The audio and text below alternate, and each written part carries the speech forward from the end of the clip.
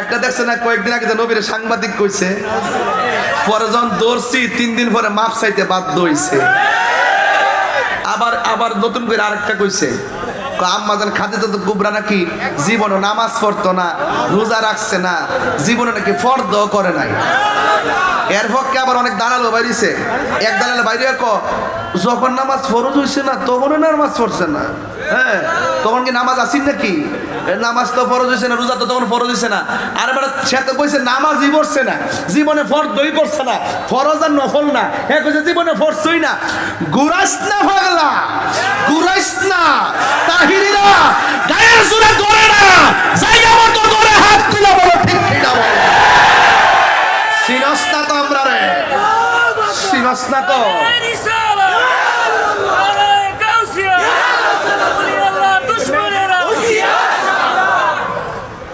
কথা কোন ঠিক না বেটি? আরো বড় করে কোন ঠিক না বেটি?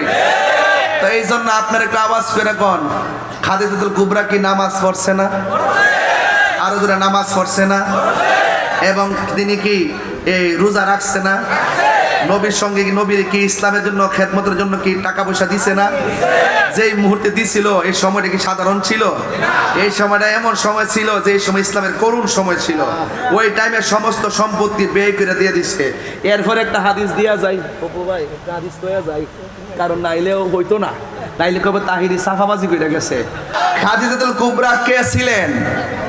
নবীজির বিবি, উম্মাহাতুল মুমিনিন, সকল মুমিনদের মা।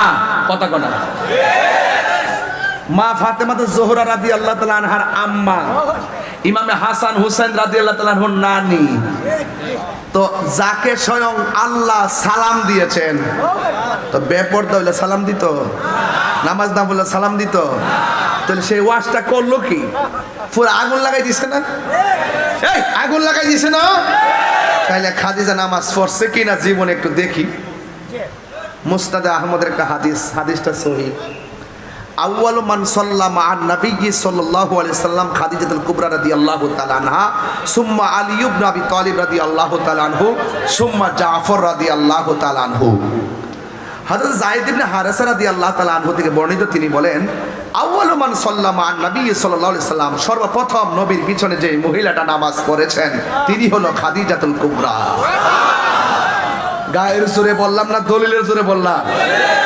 এরপরে কাটাই বালকের মধ্যে, এরপরে হলো সুম্মা আলী ইবনে আবি তালিব রাদিয়াল্লাহু তাআলা আনহু, এরপর হলো মারিফাতুর সম্রাট হযরত আলী রাদিয়াল্লাহু তাআলা আনহু, সুম্মা জাফর, এরপর হলো জাফর তৈয়ার। চিৎকার মেরে বলুন না সুবহানাল্লাহ। আপনারা আওয়াজ করে বলুন, মা খাদিজা কি নামাজ পড়ে নাই? তো যেই কথা বলছে তারে কি জাদুঘরে রাখার দরকার আছে না? মানুষের বুঝুক যে সে মূলতই আন্তর্জাতিক মিথ্যাবাদী। কথা বলেন ঠিক কি না বলেন? এরা অন্ততপক্ষে মানুষ হতে পারে, কিন্তু কোনো ধর্মীয় দায়িত্বশীল ব্যক্তি হতে পারে না। তাকে মানুষ হিসাবে হয়তো কিছু বললাম না, কিন্তু ধর্মীয় জায়গা থেকে আমরা তার বিরোধিতা করব। যারা মন করে কথা বলে মানুষের ইমানকে লুণ্ঠন করে। কথা বলেন ঠিক না বেঠিক?